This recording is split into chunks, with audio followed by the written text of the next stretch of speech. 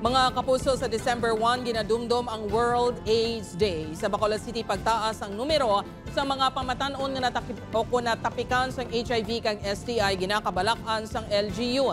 Ini ang gintutukan ni Adrian Prieto. Ginakaalarma sa Bacolod City Health Office ang pagdamo sang numero sa mga pamatanon na kay edad 15 anyos pataas nga nagkakatapikan sang human immunodeficiency virus ukon HIV kag sexually transmitted infection ukon STI.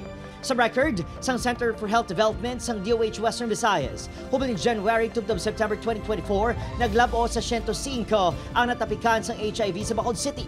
28 diri ang nag-edad 15 tubtob 24 anyos, samtang 54 naman ang nag-edad 25 tubtob 34 anyos. Kalabanan sa maini nakuha pinagi sa male-to-male mode of transmission. 18 nang napatay sa HIV humalin January 2024. Kay usually kakadto di sa amon, nawilis ang Facebook, makilalanay sila sa mga diina sila nga site, dason makitanay, dason ma-sex dayon, nadula na bala ang ginatawag sang una naton purity, chastity. Kung basehan projections ng health authorities, malapit 2,000 ang estimated nga numero sang persons living with HIV as of September 2024.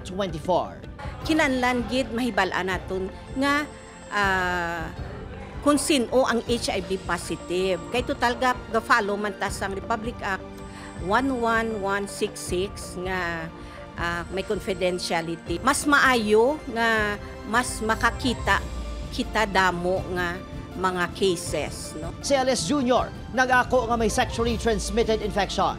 Gina-comment mo ko din sa akon nga best friend mo, which is naka-STD man siya before.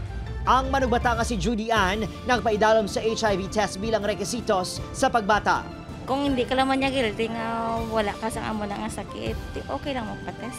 Sa karon, todo ang paglibot sa mga peer navigators sa mga purok agud ipahangop ang importansya sa early detection, early sexual contacts, kag safe sex. Opo, Kiril Casillo, Adrian Priatos, 1 Western Visayas.